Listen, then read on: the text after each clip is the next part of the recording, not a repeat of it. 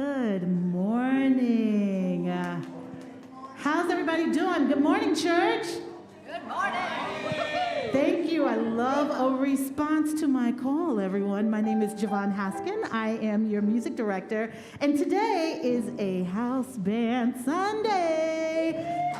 We are so happy to see you here today, and we invite you to please rise in body or in spirit as we sing our opening gathering song today.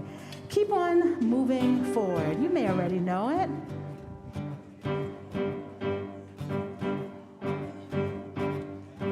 Gonna keep on moving forward.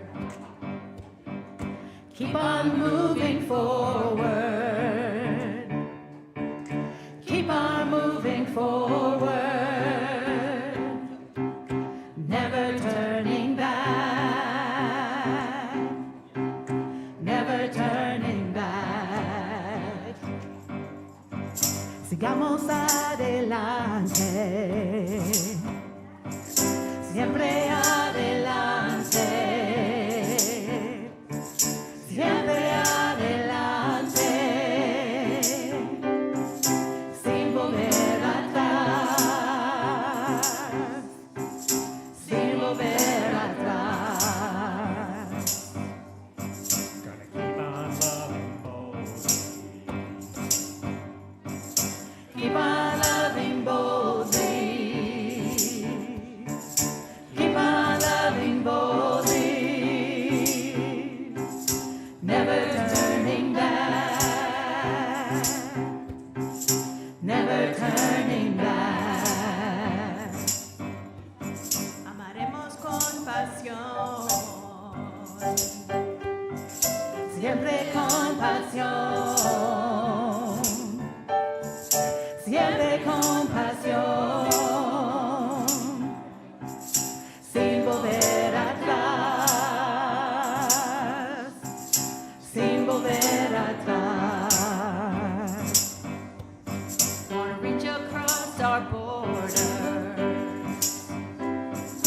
Reach across our borders. Reach across our borders. Never turning back. Never turning back. Vivamos sin fronteras. Siempre sin fronteras. Siempre sin fronteras. Sin volver atrás. Sin volver atrás.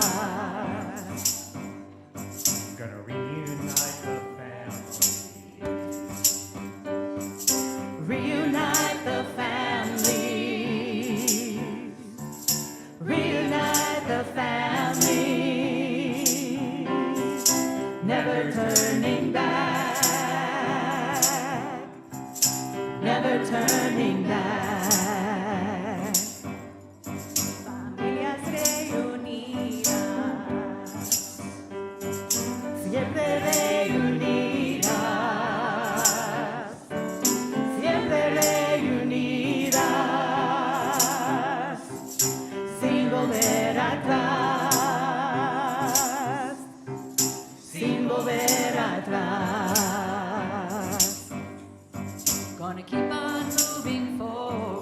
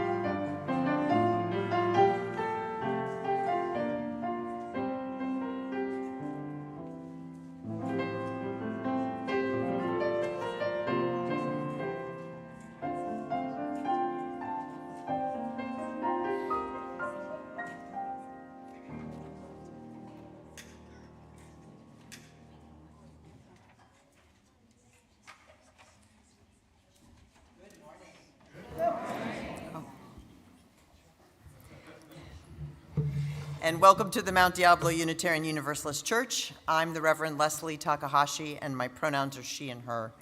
And I'm just really glad to see you all today. Very glad to see you. Yeah, it's good to see you, everyone. It's wonderful to have you here if you're here regularly, and we also have some folks that I believe have not been to worship with us very often. We're really glad to see you as well, and really grateful to see some folks we haven't seen for a while. So we have everything in the mix today. So welcome, welcome, welcome. If you are visiting and you are interested in what it's like to get more involved here, please sign a visitor's card. That allows us to send you information and to know what you might be interested in. And on the first Sunday of the month, we have an opportunity for those who've been around a little bit longer to sign our membership book. And we have a gathering for those wanting to learn a little bit more about us that happens periodically. So you can sign up for that all in our Borton Hall at our welcome table. So we hope you'll make a trip there if any of that is of interest. I want to also say that a great way to get to know folks is to participate in some of our community events that are not just on Sunday mornings. And you can do that this week on Wednesday when we'll have our Vesper service, which is a small service at 5, our community dinner at 6, and also we will have a minister's conversation at 7. So we are really glad to have you join us for that. And today, after service, we have our Justice Sunday. So we are meeting over in the hall to share some food and some good, making good trouble, I believe is how we say it these days. And then we are also wanting to remind you that our partner is indivisible.org, is encouraging people to attend one of the peaceful protests that will be held next Saturday. There are a number near us, and we hope that you will participate. We'll probably figure out a way to make some signs together, maybe at that dinner on Wednesday. So if you want to come get inspired, please do that. So thank you so much for being here, and welcome to this beloved community.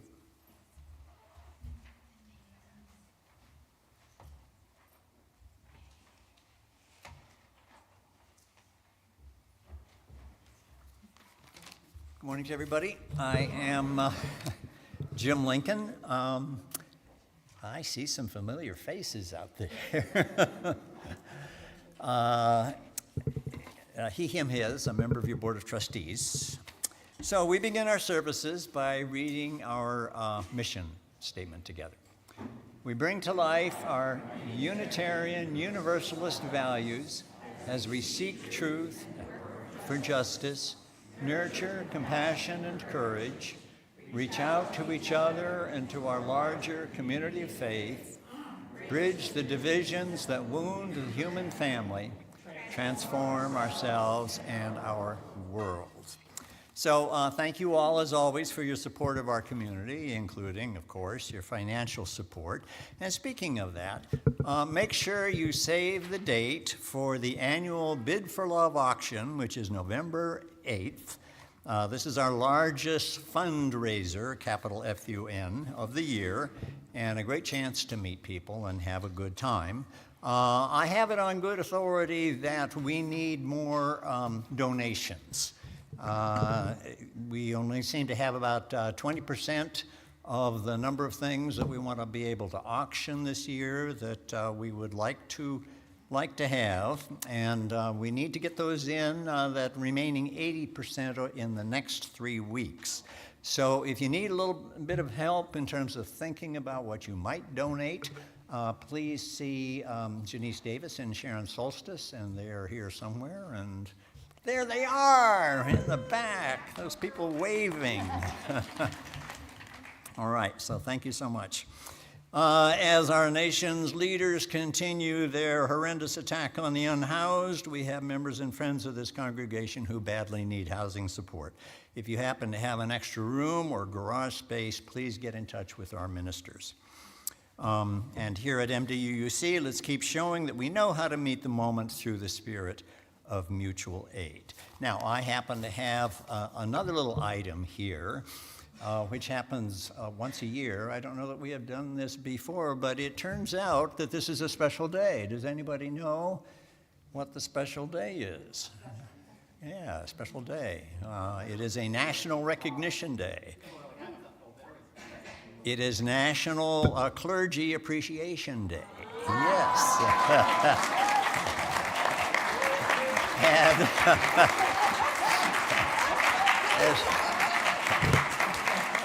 since we just happen to have a whole bunch of wonderful clergy,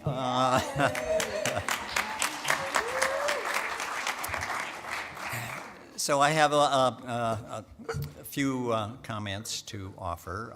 Actually, thanks to Linda Russell, who provided me with them. So this, what follows, was originally a chalice lighting written by Nick Wilburn of the UU Church of Huntsville, Alabama.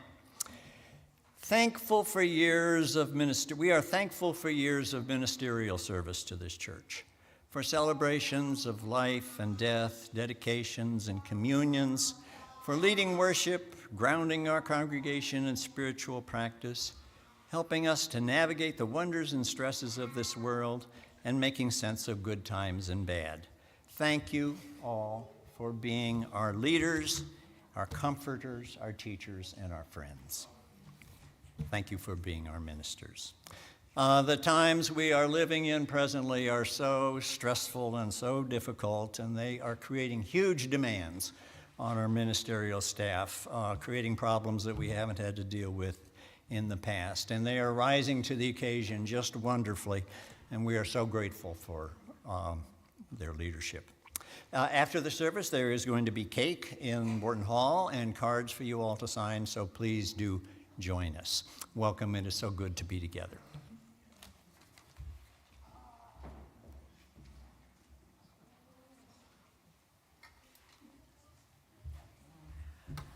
So this is the time that we greet one another, and today our service is focused on what we know and what we don't know, and the different ways that we know it. But today what we do know is we're glad to see each other, so let's let each other know that.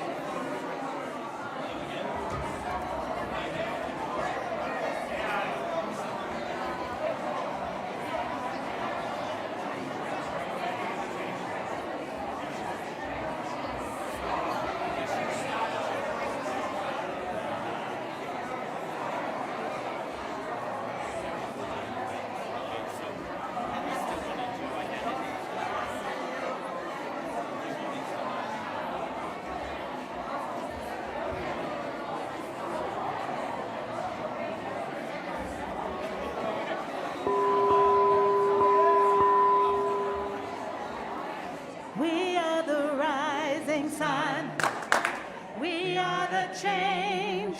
We are the ones we've been waiting for, and we are dawning. We are the rising sun.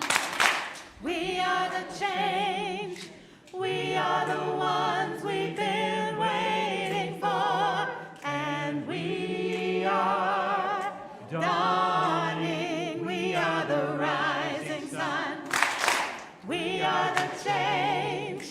We are the ones we've been waiting for, and we are dawning. We are the rising sun.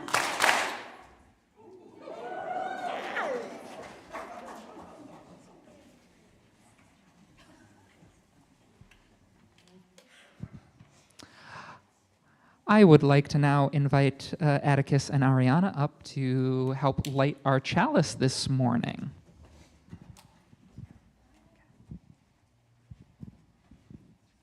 Please say the words together. We light this chalice to remind ourselves to treat all people kindly, take good care of the earth, to live lives full of goodness and love, and to be the best people we can be. Thank you so much.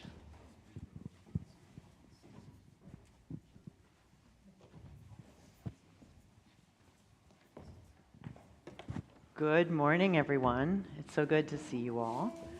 Glad to be here.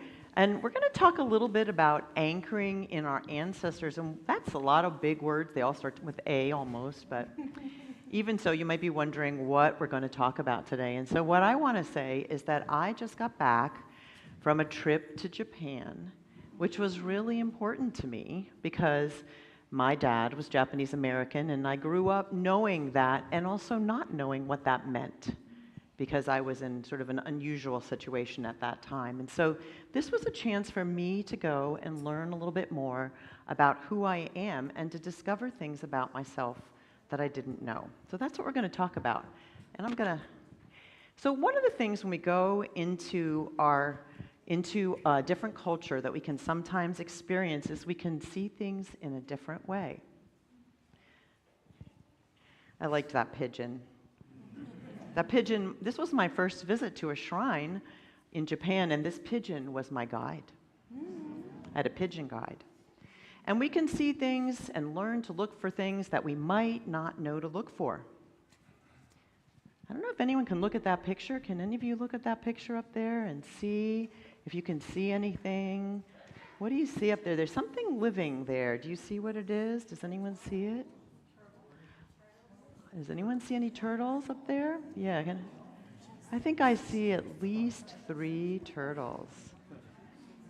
Now those turtles apparently were the guardians of that shrine because they were very venerated in that place.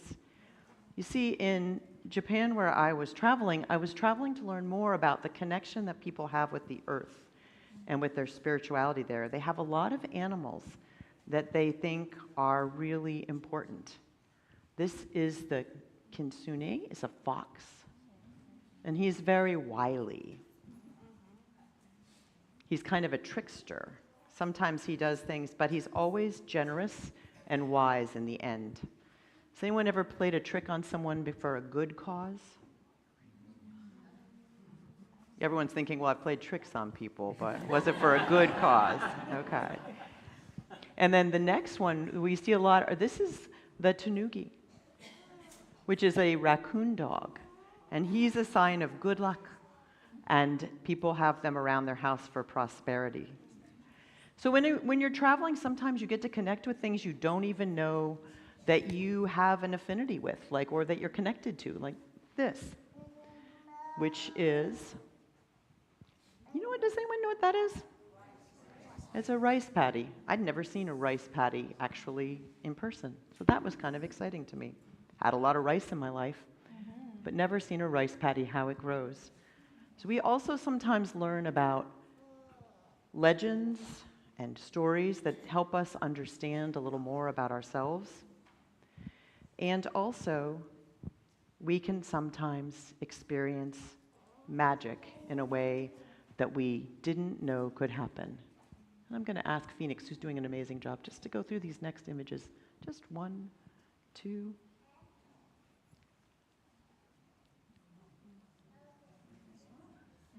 Yeah. So that was in a botanical garden. Or we could find things we wouldn't know that would be there. A full-size Ferris wheel hidden between 2 office buildings. And here's the thing, friends. When we go and we can look afresh at something that we haven't seen before, you know what that means? It means we can come back and notice right in front of us things that we never might notice because we have that in our mind. This was my companion when I was making a tech call this week. This friend came and kept me company. So what do you think, Reverend Rodney? Well, I think that's really cool.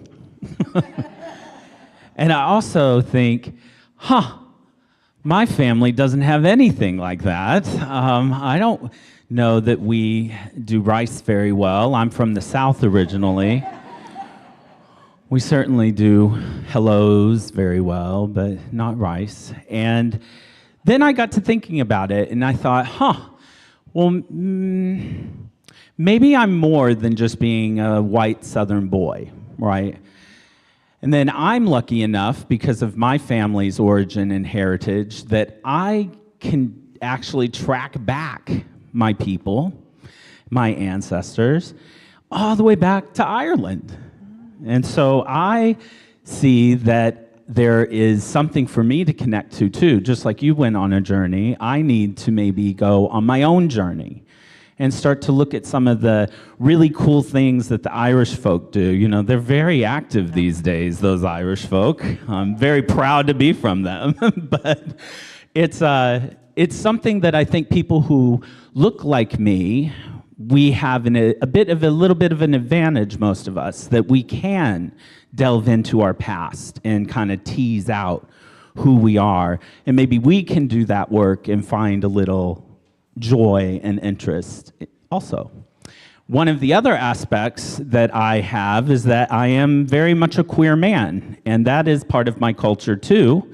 And it is National Coming Out Day. Yesterday. Although, don't clap for me, because I'm going to be honest, this one had to tell me that it was National Coming Out Day. So sometimes... Partnership. It's partnership.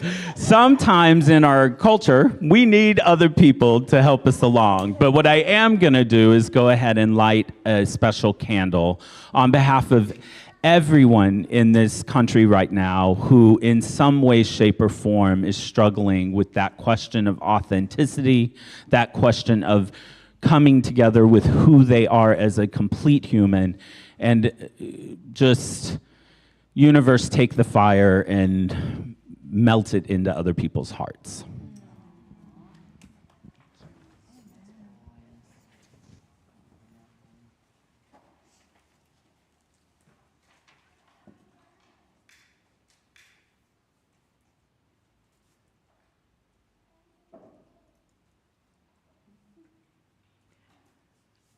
Thank you, Reverend Rodney, and thank you all for being such good listeners today. And we're so grateful to have all of you with all the things that you bring, and we always look forward to learning more. And with that, I'm going to invite all of us to sing our children to their classes.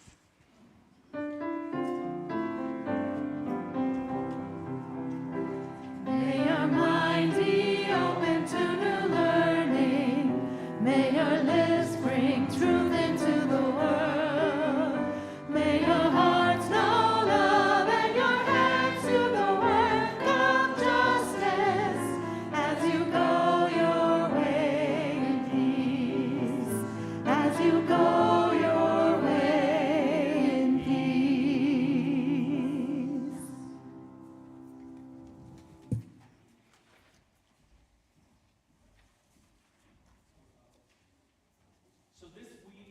Is the time in our worship together where we intentionally set aside some time to focus our love on an external organization and justice partner that we will collect our resources today and share with them from our offertory. Today, that organization is the Interfaith Movement for Human Integrity. Among other offerings, this justice partner has provided us with connections, direct connections to the immigrant neighbors in our community who are in need of support, and over the past many years, and currently is the organizer and convener of the very important Concord and San Francisco immigration vigils at the courthouses on Tuesday and Thursday mornings that we participate in. We have a short clip about this wonderful organization and its mission, and then I'll be back to share how you can help.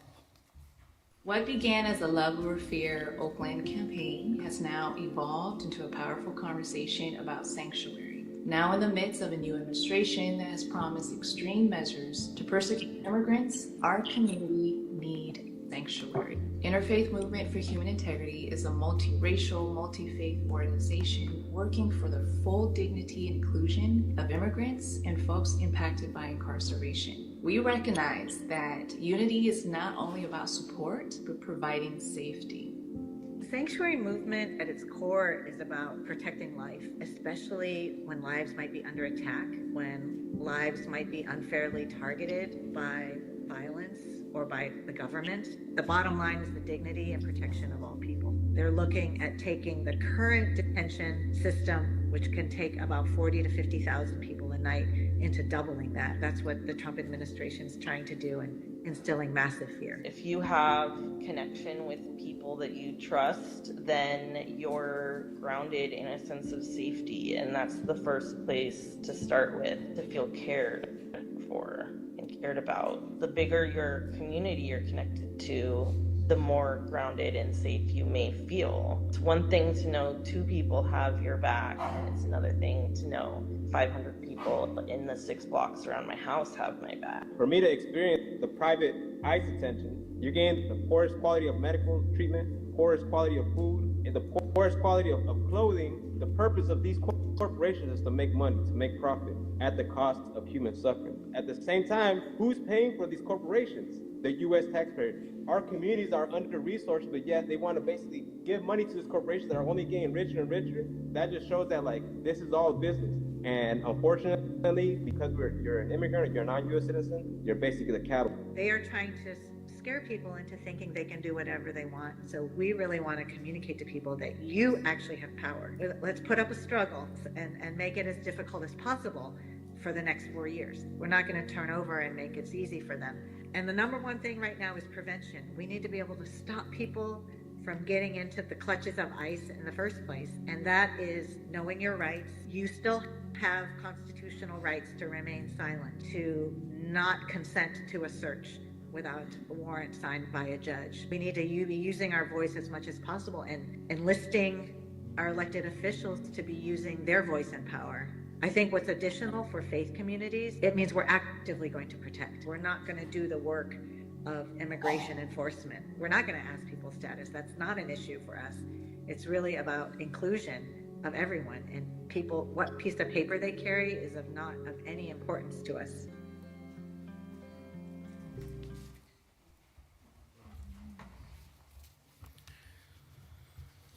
So I want to preemptively thank you for sharing your treasure with this important organization. You can do so in a number of ways. You can visit our webpage at MDUUC.org, either here in the sanctuary or for those of you online, and click the donate button to give. Or if you are here with us today in the sanctuary, please place your donation in an envelope and mark it "Share the Plate" later in our service when the ushers collect the offertory. Thank you so much for giving generously to this amazing organization and community partner.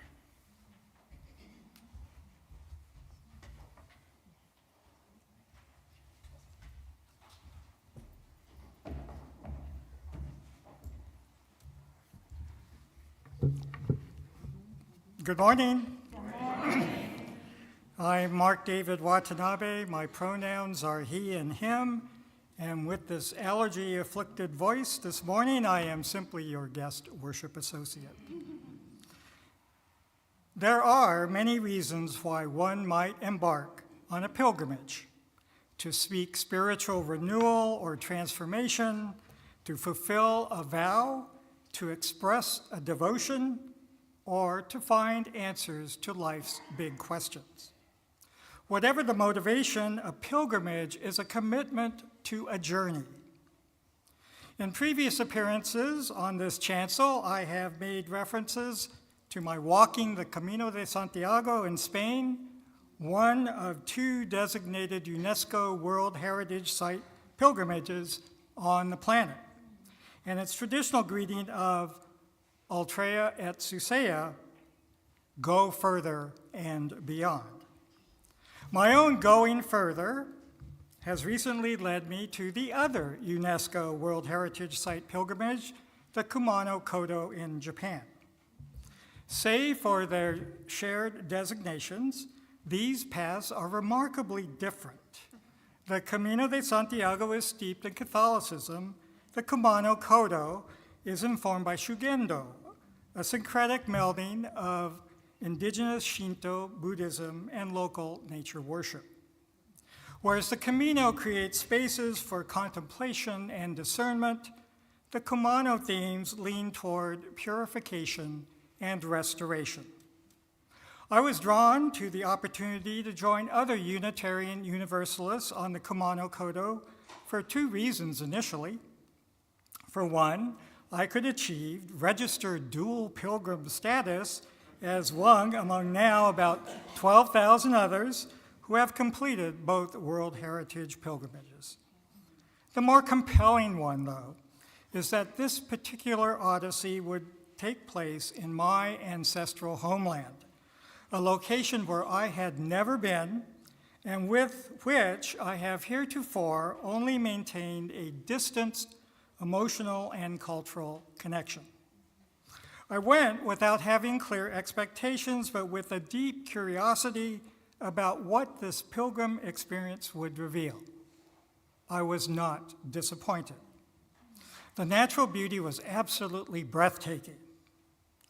And as the Kumano Kodo network crosses the Ki'i mountain range, I found it more physically demanding than my previous excursions on the Camino, but I delighted in the reward at the end of the hike of soaking in an onsen, the hot springs bath. The unexpected surprise, though, came during a special ceremony to honor the new dual pilgrims, where each was asked to strike a taiko drum at the Kumano Hongu Taisha shrine. As I was taking my turn, each strike of the bachi against the drum skin transported me into a new consciousness, an awareness in that moment that, that I was indeed somehow linked to that land and culture in ways that I had never acknowledged and still do not fully comprehend. It was if I was being presented with the new path for going further beyond the Kumano Kodo, and that the task at hand would be to parse the meaning of the experience and explore who I am through a novel yet now viscerally familiar lens. That is the magic of a pilgrimage, to be invited to discover new possibilities in our individual journeys. A pilgrimage does not end when a physical destination is reached, but continues inexorably forward through the flow of the Spirit. Altrea et Susea from the Camino de Santiago would not be culturally correct when referencing the Kumano Kodo, but I constructed a Japanese phrase for the occasion, linking the two sacred sites in a common context. Ippo, Ippo, Zenshin, which means one step,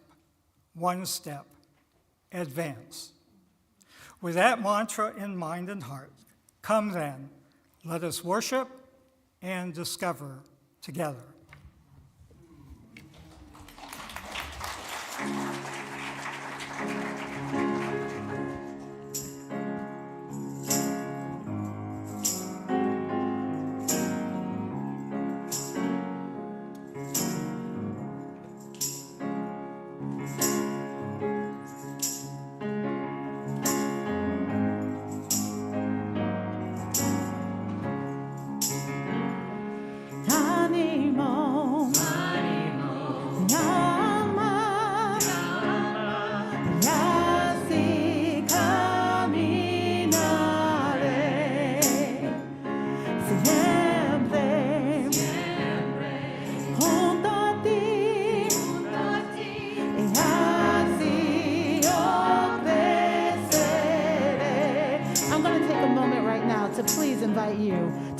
Body or in spirit. As we sing this congregational hymn, I looked out and I said, this is the time that was overlooked. So please join us in singing, Courage, my friend. Courage, courage, my friend.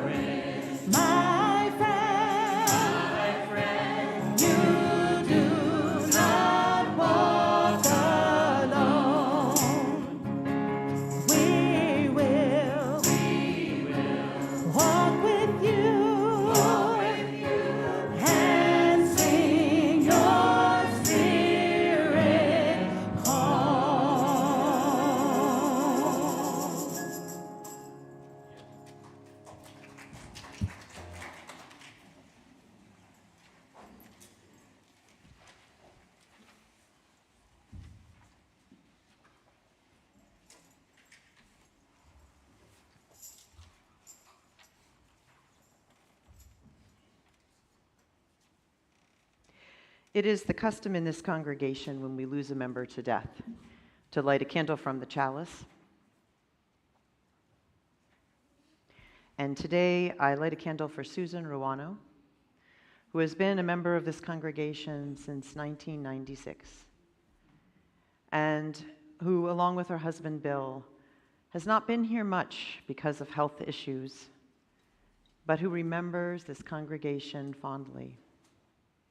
Susan died about a week and a half ago, and we'll have her memorial service here on November 1st in our memorial garden. They remember particularly this community for its warmth and hospitality, and Susan is remembered for her love of music and of dance. Let's take a moment and remember the generous heart of Susan Ruano.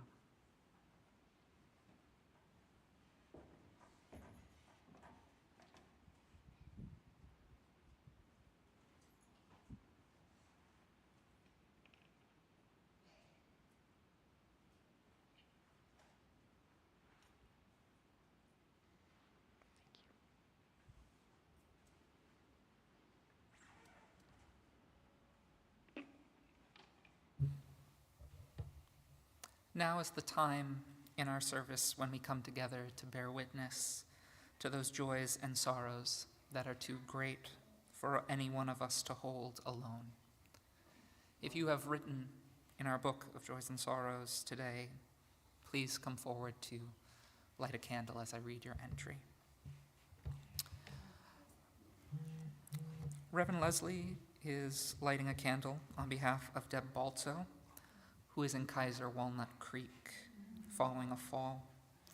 We are all sending care to Deb and to her son Dan in this difficult time.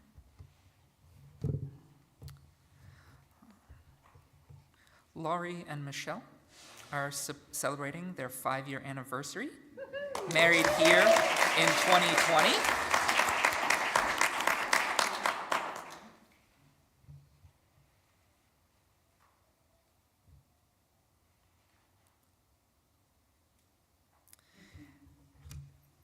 And yes, welcome.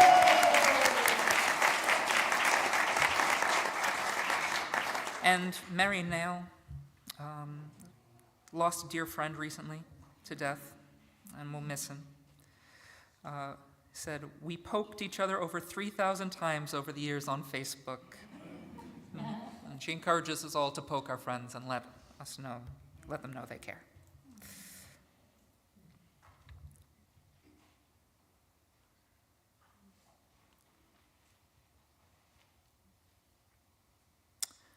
We are also asking Reverend Leslie to light a candle on behalf of Hal and Judy Young, who are currently both hospitalized in Turkey and recovering from a bout of pneumonia.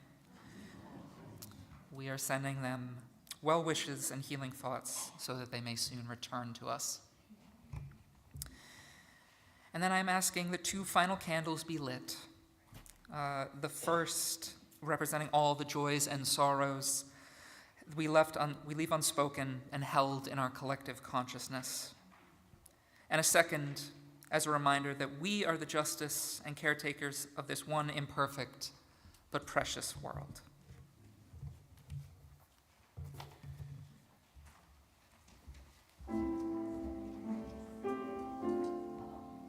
Please remain seated as we sing our meditational song, Nada Te Turbe.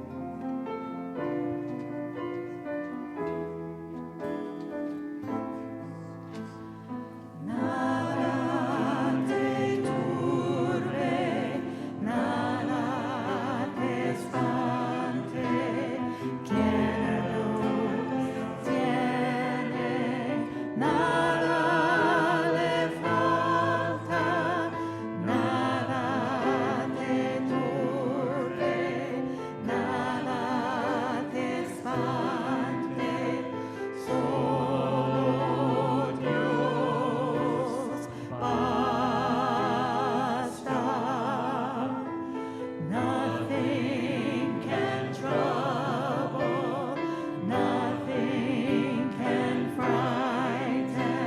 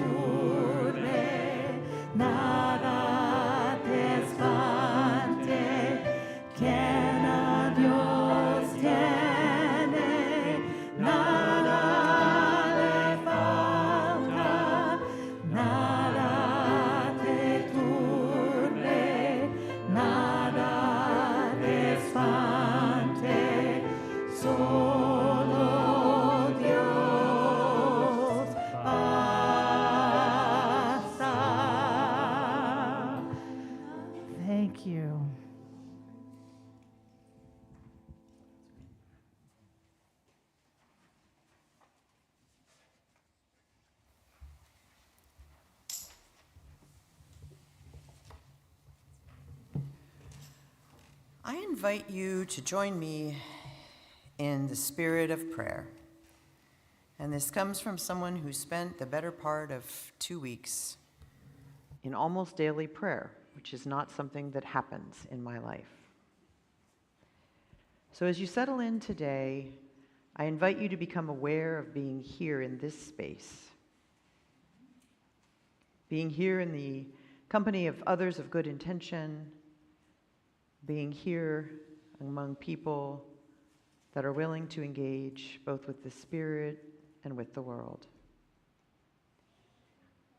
In the indigenous religions of Japan, it's believed that the kami, or spirits, are everywhere. They might help a traveler or a business person, a new mother or child. They might manifest themselves in a waterfall or in a presence of trees. So I'm going to invite you to take just a moment and picture a place where you feel that you can understand and take in that connection with the natural world. It might be a place you were this morning. It might be a place you've been only once. But wherever it is, bring it into your consciousness. A place that brings you comfort, a place that brings you solace, a place where the ways in which we all dwell simultaneously in the mundane and the sacred are clear to you. You know, a prayer is nothing but an ask sent out to something that is larger than us. And that could be a mountain, or a tree, or a waterfall, or the beauty of a child's voice. Take that in and remember that there's something that you want to ask. What is it in your heart that you would ask? What is it that you would request?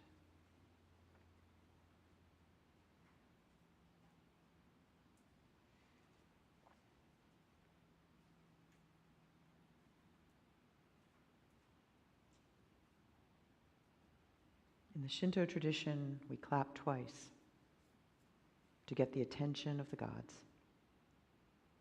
In this silence, I invite you just to embrace your intention twice and to allow yourself the luxury of an ask beyond your own means. For we are, my friends, all in this together, and we must not forget that. Let us take into our hearts our deep connections to the earth, to the wisdom that is around us that we cannot even give a name, and to one another. So may it be. This is our prayer.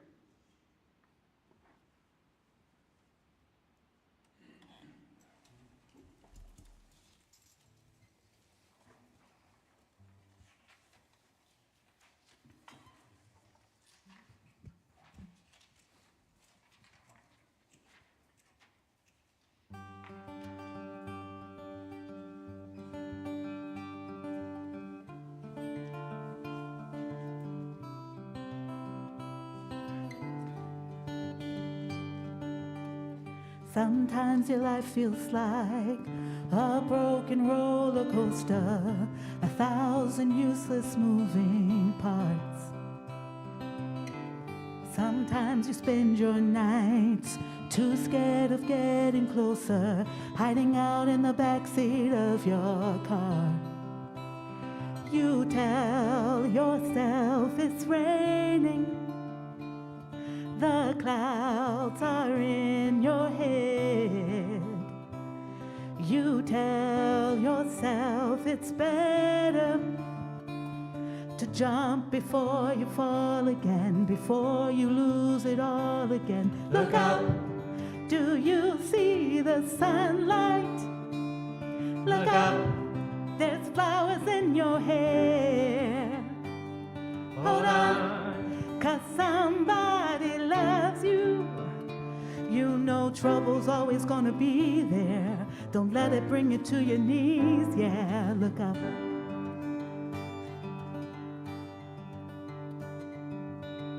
Mondays aren't always bright. Some days you lose a fight. But life can be beautiful if you let it be. Tomorrow keeps taunting you with all kinds of mysteries. A blank page for your poetry if you let it be. So don't tell yourself it's raining. The clouds are in your head. You tell yourself it's better to jump before you fall again, before you lose it all again. Look up, do you see the sunlight? Look up, there's flowers in your hair. Hold on, 'cause somebody loves you. You know trouble's always gonna be there. Don't let it bring you to your knees, yeah. Look up.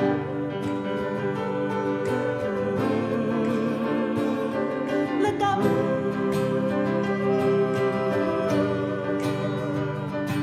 Hold on.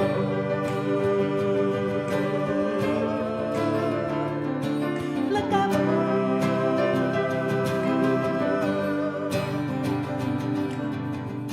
Sometimes your life feels like a broken roller coaster, 1,000 useless moving parts. Look up, do you see the sunlight? Look up, there's flowers in your hair. Hold on, 'cause somebody loves you. You know trouble's always gonna be there. Don't let it bring you to your knees, yeah. Look up, trouble's always gonna be there. Look up. Don't let it bring you to your knees. Look up.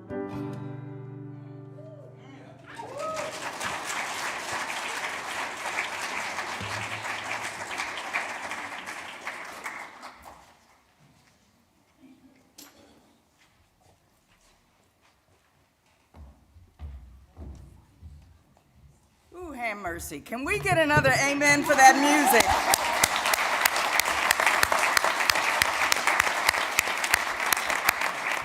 Good morning. I am Linda Russell, a member of your Board of Trustees, and my pronouns are she, her, and hers. Today's message is about how we stay grounded, present in these very difficult times, both within ourselves and in what we offer to others. This is a message much needed given all that is happening. Today's call for the offering is from Reverend Victoria Weinstein, with the UU Church of Greater Lynn, Massachusetts. This congregation is a theologically diverse religious community with membership open to all who are in accordance with our principles, mission, and vision. We are a welcoming congregation to people of all sexual orientations, and we unconditionally welcome any and all of you to our community of mutual caring and serious intent to grow as spiritual and moral beings. Our congregation is entirely self-governed by democratic process. One of the privileges of our free church tradition is to provide all of the financial support for our many ministries from among ourselves. Generosity, therefore, is one of the spiritual values that we recognize as central to our personal and our institutional well-being. You are now invited to participate in the blessing of giving as the ushers come among you to accept the gifts of this congregation. And for those of you joining us online, you may use the Give Now button on the church website. The ushers will now come forward.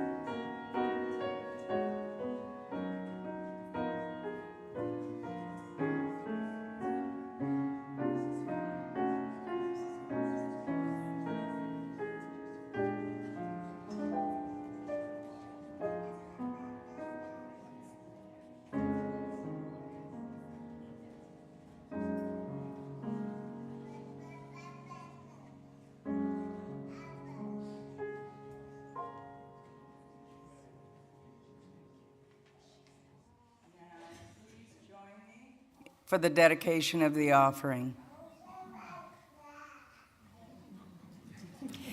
To the work of this community in transforming ourselves and our world, we dedicate ourselves and our offerings.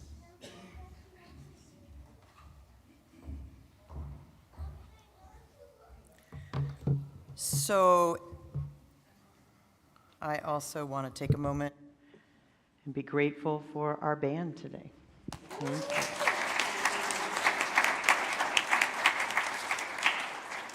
And also our tech team, who may have to go on a little bit of a ride with me here. I'm being grateful at the beginning in case they're not grateful at the end. Let's just go that way.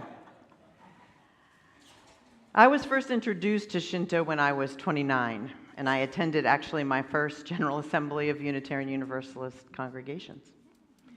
There were priests, you see, from the Grand Tsubaki Shrine that presented ceremony.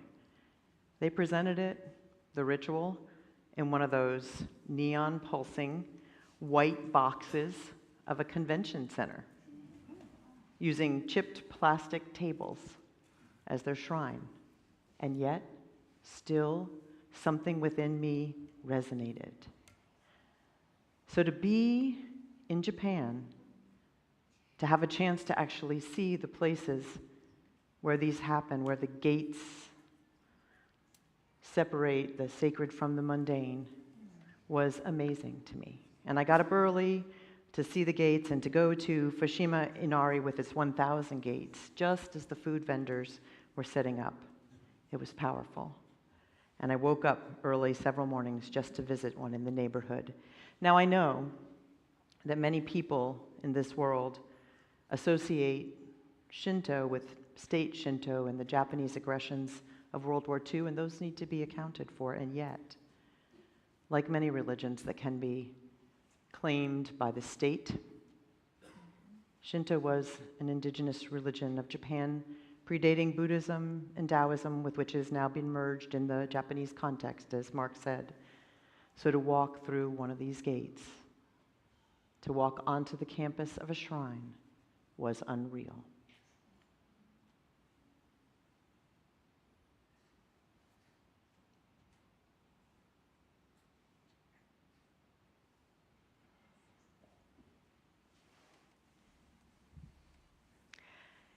You see, a torii gate is that dividing line between the mundane and the sacred. And when you enter, you bow and you walk to the side to leave room for the gods to walk through.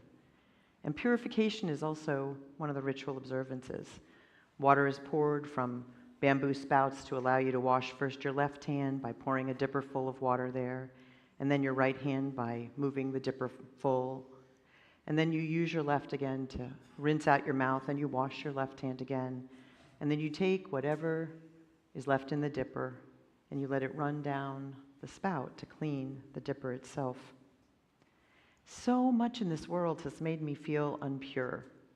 So I was eager to engage in these timeless rituals, just as one bows twice and then rings a bell and claps twice to get the attention of the gods for your prayer, which when offered is closed with another bow. There was so much to pray for. Every time there was an opportunity to pray, there was something I wanted to pray for. I spent a great deal of my change, and actually a good deal of Mark Watanabe's change, in the various offering boxes. I prayed for the safety of beloved people, for our neighbors who happen to be immigrants, for the children, for the Jiso, the Buddhist protector spirits looked after. I prayed for our nation. And I purchased omamari, the amulets, for this reason as well. What is your deep prayer today?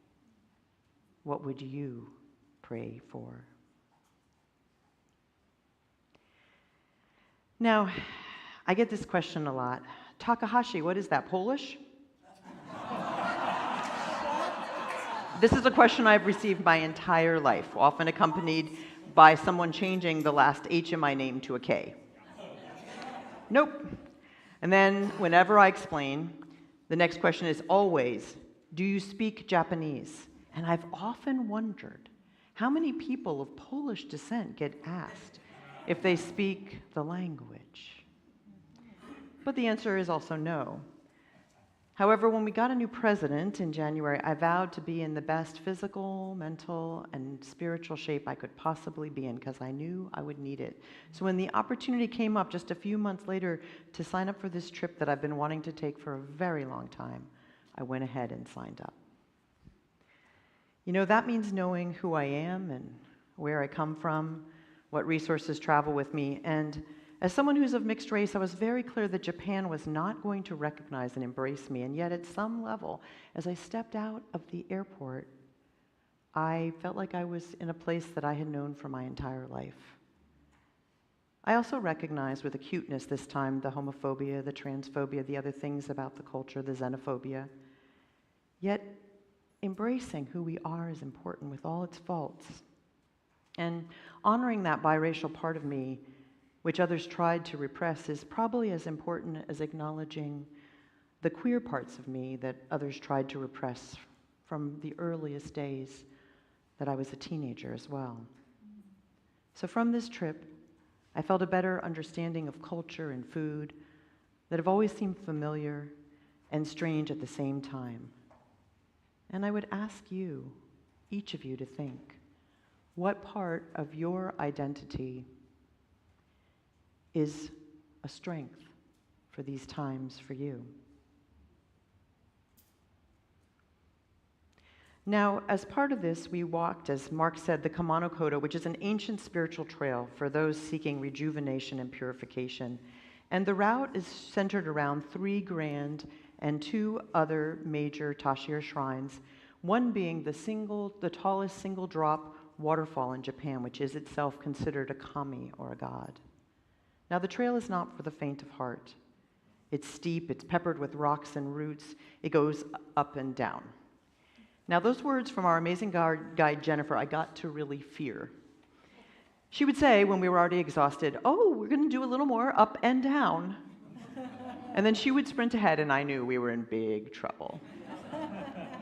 I learned to breathe with the swing of my walking poles, which I particularly treasured, because they were given to me by someone in this congregation when they no longer had a use for them, and they belonged once to Tom Wills.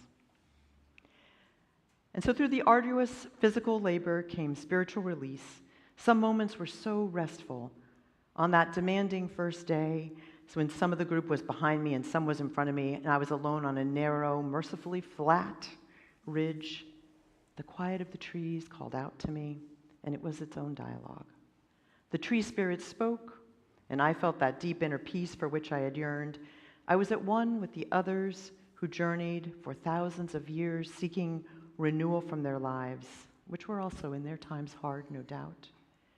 And we spent some time in the process of forest bathing, literally lying on logs, looking up at the trees. And we spent time among the Oji, the smaller subsidiary shrines, where I said silent prayers and gave more of Mark's money. One of the last we visited on that first really hard day stuck with me in its story that a monk on pilgrimage in the winter lost his way and actually ended up dying just a few feet away from food and shelter. And in those times, I said a prayer that we can all hold on. Who are you praying for in these days? This walk unfurled a better understanding of how practices rooted in the natural world can help sustain us at a time of human excess and destructiveness, a deeper understanding of the need for all of us to know our sacred places and to visit them regularly, grew out of that, stepping over rock after rock after rock and root after root after root.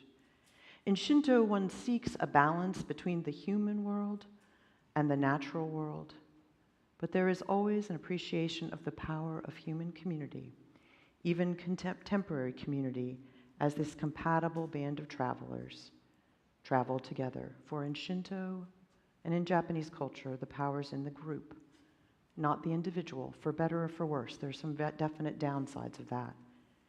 It's a balm for the hyper-individualization that is such a part of this culture, and a hardship for anyone that would be different. On the day we were to fly out, my travel companion and I made a short, though powerful visit to the oldest Buddhist temple in Osaka. In Japan, Shinto and Buddhism have syncretized or melded, and the temples have torii gates, and the Buddhist figures of Kannon and Jizo are incorporated into the Shinto practices. And in a building across from the main shrine, a priest was ceremonially reading the names of the offerings and offering ritual and prayer. And as his voice in the bowl chimed, I walked around, looking at the walls where the life of the Buddha was shown and portrayed.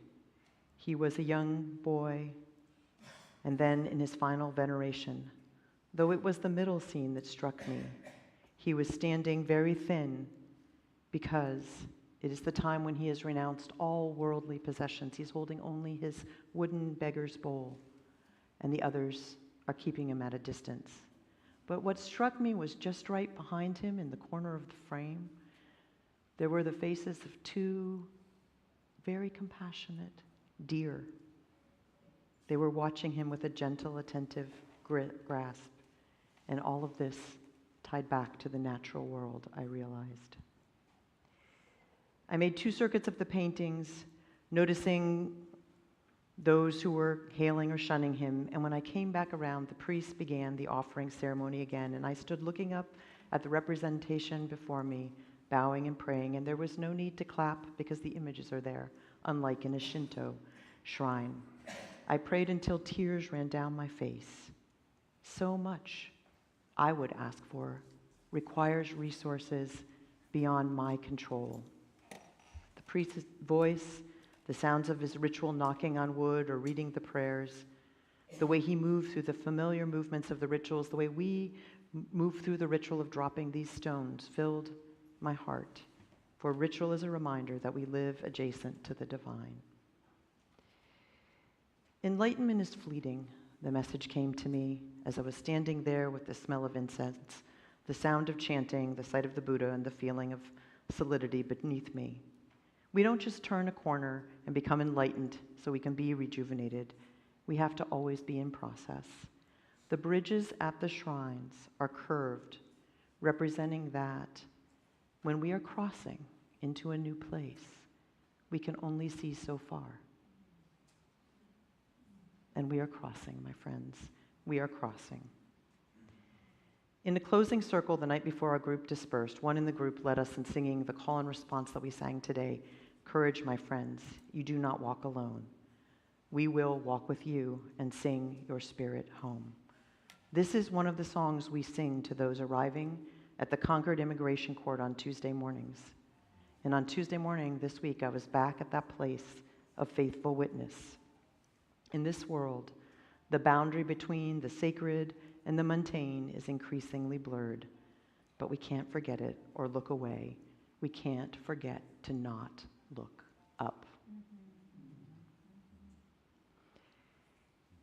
There's one last story that I want to tell. And I appreciate those of you who followed my blog as I was traveling, and it's still there if anyone wants more detail than I've given today. It's about this piece in the Kyoto Museum dedicated to ceramics. We saw this vase, which was once given by a poet to a member of the court hundreds of years ago, and which was shattered in the 1990s when it was accidentally dropped. They said it was shattered into millions of pieces, the way sometimes it feels like everything around us is being shattered, and yet they had the wisdom to put it back together. This is it after it was restored. What is it, my friends, that we will hold on to each piece of it until it is restored? Waka is a form of poem once popular as a Japanese court practice, and so I close with this. Through a gate a mountain. Nature challenging human. Beyond the gates, world, mundane and ever thrashing. Will balance be found again?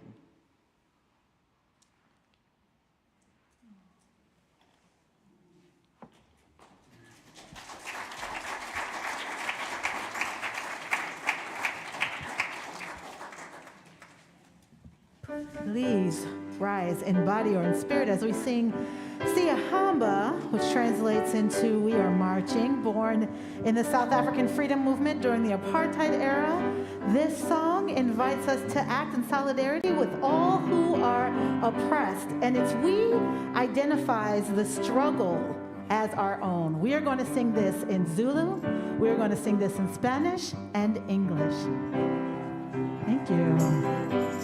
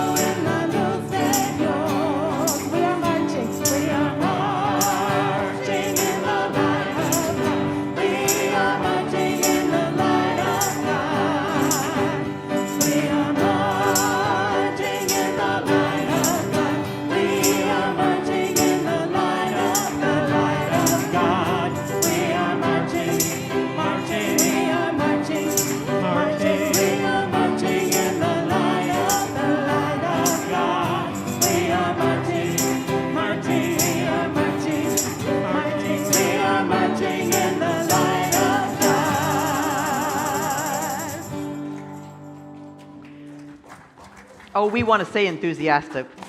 Thank you all for being here. So wonderful to have them. So some of you may have wondered about the name of this service, Wakarimasu, Wakarimasen. I understand, I do not understand, I will not understand. Let us take all wisdom into our hearts, my friends, for we hope to understand somewhere down the road. But in the meantime, let us just keep helping one another, caring for one another, loving one another, and let us take all of that out into this hurting world. We extinguish our chalice, but not its spirit. That travels on in our hearts.